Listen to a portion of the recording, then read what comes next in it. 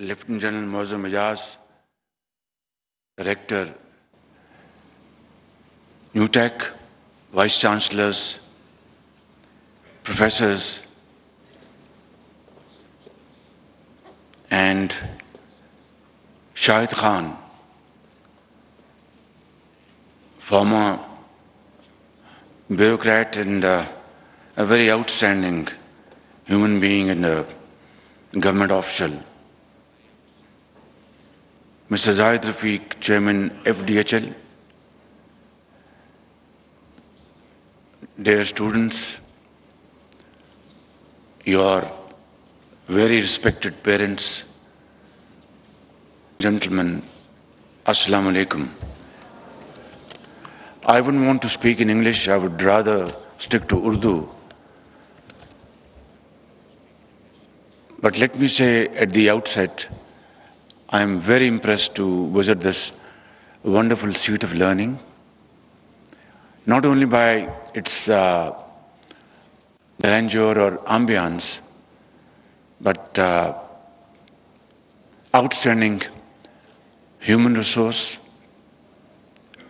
wonderful teachers and students, very hardworking, and a very disciplined management.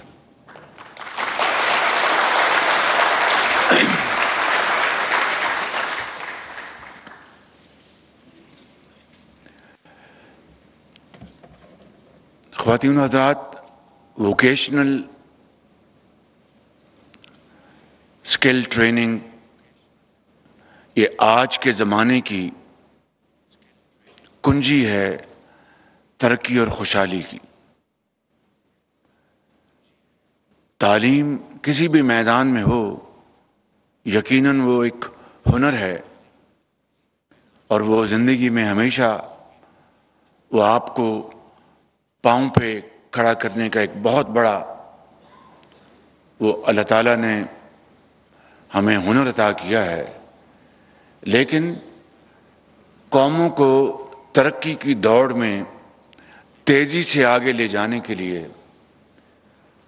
جو technical education ہے، vocational training, skill training, یہ کامیابی کی برق رفتاری کے ساتھ اس کی ضمانت ہے۔ میں آج یہاں پہ آ کے بہت متاثر ہوا ہوں، اور مجھے یقین ہے کہ آپ کی جو مینجمنٹ ہے وہ اس ادارے کو بہت برق رفتاری سے آگے لے کے جائے گی، اور ہزاروں بچے اور بچیاں اسکل ٹریننگ سے فیض یاب ہو کے نہ صرف پاکستان میں بلکہ خلیجی ممالک میں اور دوسرے ممالک میں پاکستان کا نام روشن کریں گے، اور اپنے خاندان کے لیے عزت اور وقار کے ساتھ بریڈ اینڈ بٹر کمانے کا ایک بہت باوقار سلسلہ بنائیں گے۔ اس سلسلے میں کچھ باتیں عرض کرنا چاہتا ہوں، مگر پہلے میں اس ادارے کے حوالے سے حکومت پاکستان اور میاں نواز شریف جو وزیر اعظم تھے، انہوں نے اس کی ابتدا کی، میں ان کو اور متعلقہ وزراء کو، منسٹر پلاننگ، منسٹر ایجوکیشن، ان سب کو خراج تحسین پیش کرنا چاہتا ہوں کہ انہوں نے یہ بڑا شاندار ویژن یہ لے کے چلے اور پاکستان کے لیے ایک بہت بڑا ادارہ بنایا۔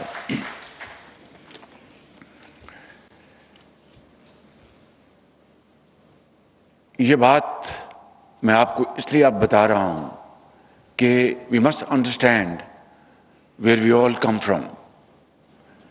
یہ بات ہے 1997 کی، جب میں پہلی مرتبہ اللہ تعالیٰ نے میرے پارٹی قائد نے مجھے پنجاب کا وزیر اعلیٰ منتخب کروایا، تو ووکیشنل ٹریننگ کے اوپر میں نے فی الفور توجہ دی، اور سلسلہ یہ تھا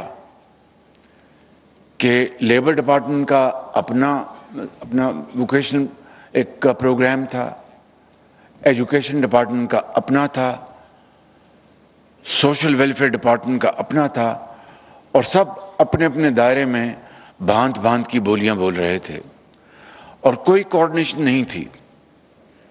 میں نے پھر ان کو یکجا کرنے کی جب کوشش کی تو جو ہوتا ہے سیاست وہ چل پڑی۔ قصہ کوتا میں ان تمام اداروں کو ایک چھتری کے نیچے لے کے آیا اللہ کے فضل سے، اور اس کو پھر ہم نے بڑی تیزی سے ٹیفٹا کو ہم نے واٹ واز دا نیم، شاید پنجاب ووکیشنل ٹریننگ PVTC، جی دیٹس رائٹ، اس کو ہم نے نام دیا اور اس کو لے کے آگے چلے۔ اب وسائل ہر کام کے لیے بہت ضروری ہوتے ہیں، تو جو زکوٰۃ فنڈ تھے حاجت مندوں کے لیے، حقداروں کے لیے، میں نے اس فنڈ کو ایکسیس کرنے کی کوشش کی تو علماء جو ہے وہ انہوں نے فتوے تو نہیں دیے، لیکن وہ راستے میں آ گئے کہ جناب یہ تو آپ فنڈ استعمال نہیں کر سکتے۔ میں نے کہا کیوں؟ کہ یہ تو اخراجات کا حصہ ہے ان بچوں کے لیے، ان خاندانوں کے لیے جو کہ حقدار ہیں زکوٰۃ فنڈ لینے کے لیے، جو سفید پوش ہیں، انہوں نے اپنے نانفقہ اپنے بچوں کے لیے دوائی علاج کا انتظام کرنا چاہیے، تو یہ فنڈ ان کا ہے، یہ ٹریننگ کے لیے تو نہیں ہے۔ میں نے کہا جو بچے انہی خاندانوں کے جو کہ زکوٰۃ فنڈ لینے کے حقدار ہیں، انہوں نے اگر تعلیم حاصل کرنی ہے تو تعلیم کے لیے تو یہ پیسہ جائز نہیں ہے، باقی چیزوں کے لیے جائز ہے۔ یہ کہاں کا یہ لاجک ہے؟ معاملہ اسلامی نظریاتی کونسل تک گیا اور بڑے بڑے لائرز ہم نے ہائر کیے۔ انہوں نے کہا جناب جو اسلامی حوالے سے اگر اونرشپ نہیں ہے تو یہ پیسہ یہ اس تعلیم کے لیے نہیں لگ سکتا۔ اس کا ہم نے حل ڈھونڈا، اونرشپ مراد کہ ان بچوں کے لیے ان کی ملک ہونی چاہیے۔ تو ہم نے پھر وہ جو ادارے قائم کیے، ہم نے جو بیچ وہاں پر آ کے تعلیم سیکھتا تھا ان کو ہم اونرشپ دیتے تھے، ان کی اونرشپ ہوتی تھی۔ جب وہ بیچ فارغ التحصیل ہو جاتا تھا، نیا بیچ، وہ اس کی اونرشپ لیتا تھا۔ اس طرح ہم نے معاملہ حل کیا۔ میں بتانا یہ چاہتا ہوں، I am not speaking for my self, کہ اس ملک کے اندر اگر ہم نے ترقی کرنی ہے تو ہمیں ایسی باتوں کو اپنے پاؤں کی زنجیر نہیں بنانا، بلکہ اس کا حل نکالنا ہے تاکہ قوم کے کروڑوں بچے اور بچیاں وہ آگے بڑھیں اور تعلیم حاصل کریں۔ اسی طریقے سے ہم نے پنجاب ایجوکیشن انڈاؤمنٹ فنڈ بنایا۔ یہ 2008 کی بات ہے، جب میں غریب الوطنی سے واپس آیا پاکستان تو اللہ نے مجھے دوبارہ وزیر اعلیٰ منتخب کیا۔ اس کا جتنا بھی میں شکر ادا کروں کم ہے۔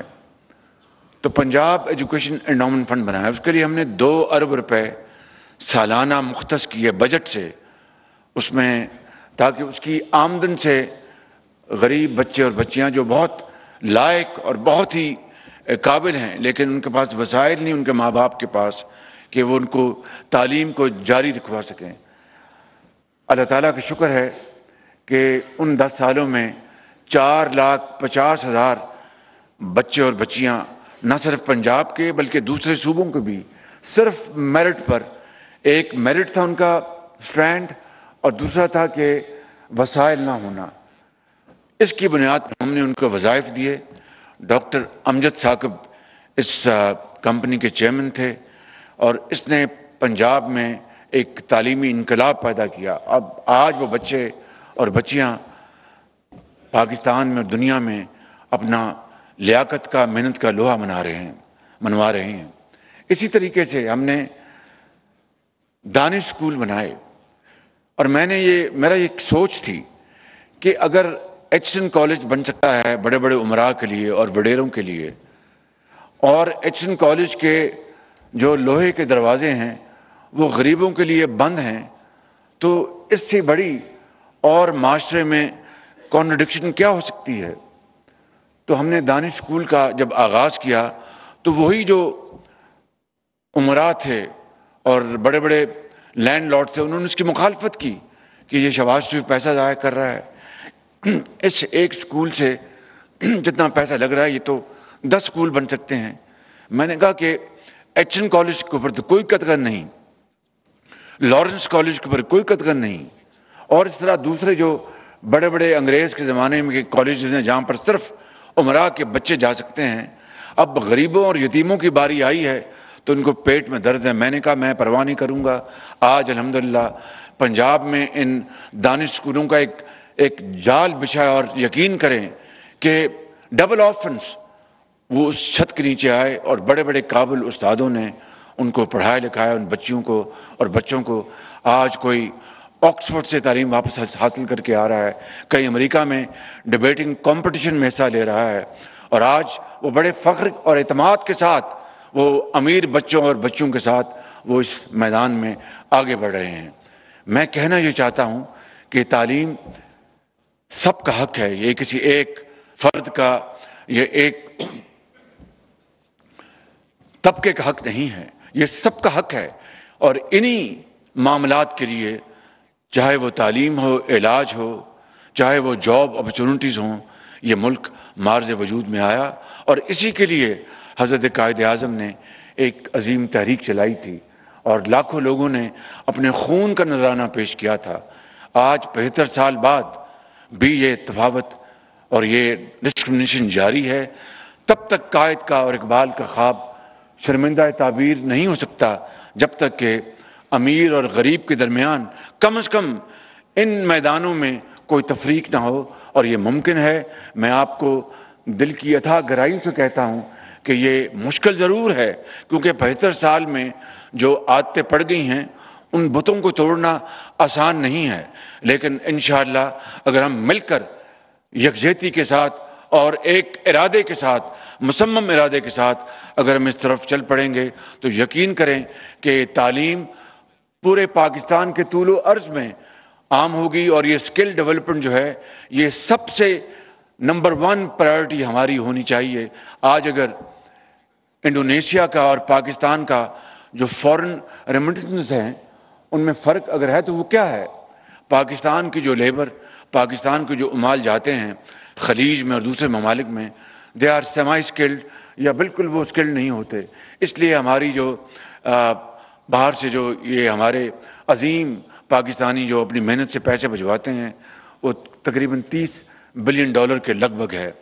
انڈونیشیا کی جو ریمیٹنس ہیں اس سے ڈبل ہیں، اس لیے کہ وہ ہائیلی کوالیفائڈ اسکلڈ لیبر باہر بھجواتے ہیں، ٹیکنیشین بھجواتے ہیں، جس سے کہ ان کی آمدن دگنی ہو جاتی ہے۔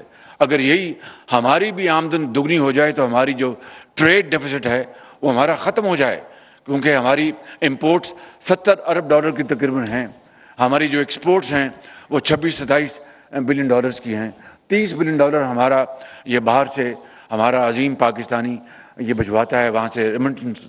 باقی جو 20-25 بلین ڈالر کا گیپ ہے، اگر ہم اسکلڈ ہنرمند لوگوں کو باہر بھجوائیں گے قطر میں، سعودی عربیہ میں، یو اے ای میں اور دوسرے ممالک میں، تو اللہ تعالیٰ کے فضل و کرم سے پاکستان کا ٹریڈ ڈیفیسٹ جو ہے وہ پازیٹیو ہو جائے گا۔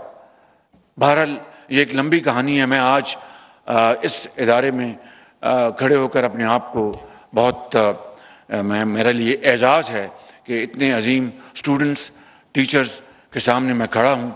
میں آپ کو دل کی اتھا گہرائیوں سے مبارکباد پیش کرتا ہوں، آپ کی انتظامیہ کو، اور میرے لائق ابھی ہماری حکومت کو صرف 1 ماہ رہ گیا ہے، لیکن میرے لائق کوئی بھی خدمت ہے تو اس مقصد کے لیے تمام وسائل آپ کی خدمت میں نچھاور کرنے کی تیار ہے۔ بالکل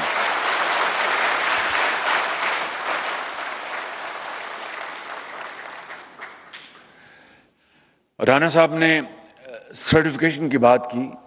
رانا صاحب پیسے دیں تو سرٹیفکیشن دنیا کی آپ کو مل جائے گی۔ You have to procure a quality services around the Globe.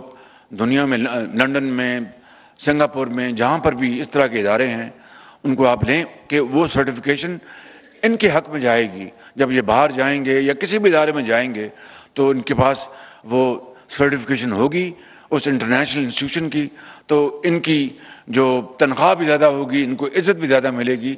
तो फेडरल लेवल पर जो हमने पंजाब में किया था उसको एमुलेट करें उसी को, और MOUs एग्रीमेंट नहीं, उससे आगे जाएं और वहाँ इदारे यहाँ पर आ जाएं, pay them and get the services. इसका बहुत ज़्यादा पाकिस्तान को फ़ायदा पहुँचेगा और बाहर की जो कंपनियाँ हैं, बाहर के जो ममालिक हैं, उन सर्टिफिकेट्स को वो खुशदिली से कबूल करेंगे और उसका बहुत इन बच्चों को बेपनाह फ़ायदा होगा। यहाँ पर हमारी बेटी सिद्रा गुल तशरीफ़ लाईं और मुमताज़ अली तशरीफ़ लाए चकवाल से।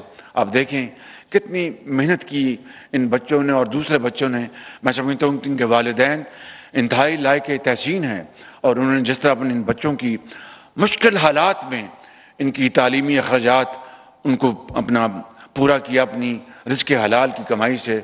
और ये असातिज़ा जिन्होंने इंतहाई ज़ौक़ और शौक़ से इन बच्चों को पढ़ाया लिखाया, मैं सब आपको सैल्यूट करता हूँ। आप वाकई आप एक अजीम यहाँ पे लेकिन एक चीज़ की कमी यहाँ पर महसूस हुई, आपको गार्ड ऑफ ऑनर नहीं दिया गया। ये मुझे समझ नहीं आई कि गार्ड ऑफ ऑनर क्यों नहीं मिला, क्योंकि ये गार्ड ऑफ ऑनर ये आपके लिए, इन स्टूडेंट्स के लिए है, ये मेरे लिए नहीं है। मुझे तो आपने पहले ही वज़ीर आज़म बनाया, मुझे और क्या चाहिए।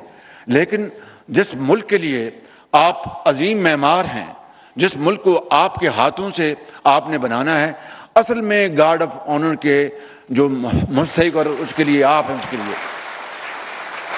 इसलिए कि आपके दिलों में कोई खोट नहीं, कोई आप करप्ट प्रैक्टिस को आप दिल से आप उसकी मजम्मत करते हैं। और जब आप किताबें पढ़ते हैं और आप अलूम सीखते हैं तो आप सोचते हैं कि हमारा माशरा इतना करप्ट क्यों है।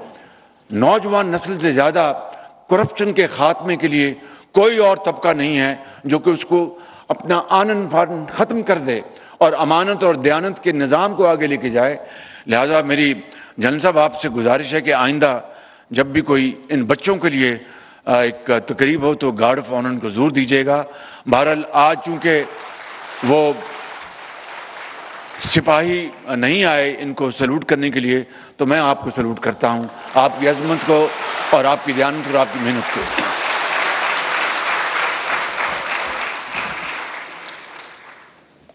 मैं आखिर में वो जापानी जो बच्चा जो ज़ुबान बोल रहा था, मुझे जापानी नहीं आती, आपने मुझे मेरे बारे में बड़ी गलत फहमियाँ पैदा कर दी। मैं कोई दुनिया की ज़ुबानों को नहीं जानता, बहुत थोड़ा बहुत जानता हूँ, लेकिन चूँकि आपने जापानी ज़ुबान में बात की तो उसका जवाब मैं दूंगा। और एक आपको, आप बैठ जाएं बेटा, बैठ जाएं आप। उसमें वहाँ पे जापान में जब आप जाएंगे तो आपको एक चीज़ वहाँ पर नज़र आएगी, वो हर बात पे वो इस तरह झुकते हैं, इस तरह झुकते हैं, इस तरह झुकते हैं। वो उनकी रवायात हैं, बहुत बड़ी उनके जापान की जो कौम है, जापानी और जर्मन, ऐसी कौमें दुनिया में मैंने और नहीं देखी। बात के पक्के, मेहनत, अमानत और दयानत उनका ओढ़ना बिछाना है। तो जब वो इस तरह अपने झुकते हैं तो वो ताज़ीमन, उसका मतलब ये नहीं कि आप जो बात करें वो मान रहे हैं, बिल्कुल ये ज़रा ज़हन में रहे।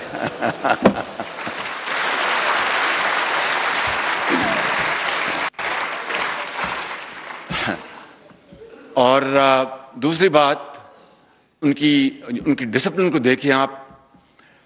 मैं एक दफ़ा जापान गया, ये 80 की दहाई की बात थी, तो मुझे वो एक फैक्ट्री में लेके गए तो मैंने देखा, देखें ये कौमें इस तरह बनती हैं। मैंने देखा कि आवाज़ आ रही इस तरह और फिर बंद हो जाए, फिर मैं चंद कदम आगे चलूँ फिर आवाज़ आए इस तरह।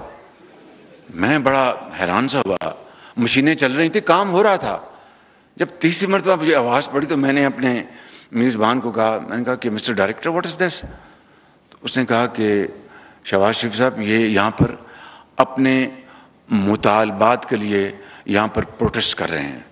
मैंने कहा ये अजीब प्रोटेस्ट है, फिर ये मशीनें भी चल रही हैं। और कहते यही हमारा ये वतीरा है कि हम वक्त नहीं ज़ाया करते। ये मुझे दिखा रहे हैं कि भाई हमारे मुतालबात मान लो मगर हम काम को नहीं रोकेंगे। इस तरह कौमें बनती हैं, इस तरह कौमें आगे तरक्की करती हैं। तो आपका जवाब यह है कि अरे गुदाई मास्ता हाय डोमो, अस्सलाम वालेकुम, पाकिस्तान पाइंदाबाद।